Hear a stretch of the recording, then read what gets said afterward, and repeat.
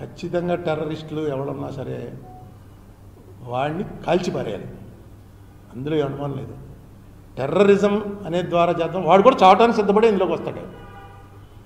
దీన్ని ఎప్పుడు అరికట్టగలమంటే మనం అందులో రిక్రూట్మెంట్ అరికట్టాలంటే భయం రావాలి. టెర్రరిజం అరికట్టడానికి అంతకన్నా ఏం లేదు. నీకు భగవాన్ కృష్ణుడే చెప్పాడు ఏమని, తన ప్రాణాలు పోయినా పర్వాలేదు అనుకుని యుద్ధంలో దిగిన వాడితోటి సాక్షాత్తు నువ్వు కానీ నేను కానీ ఇంద్రుడు కానీ ఎవడో జయించలేమన్నాడు. తన ప్రాణాలు పోవాలని రావటమే టెర్రరిస్ట్. ఇదే మాట మహాభారతంలో ఉంది.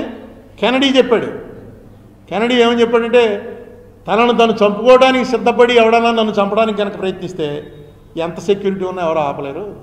వాడు చంపేసి పారిపోదామంటే ఆపగలరు, కానీ తను చచ్చిపోవడానికి సిద్ధపడి సూసైడ్ బాంబర్స్ వస్తున్నారు, ఎవడో ఏం చేయలేడు. దాని కాన్సెప్ట్లో కొట్టాలంటే ముందు నీకు అభద్రతా భావం రాకూడదు. ఈ దేశంలో ఉన్న ముస్లిం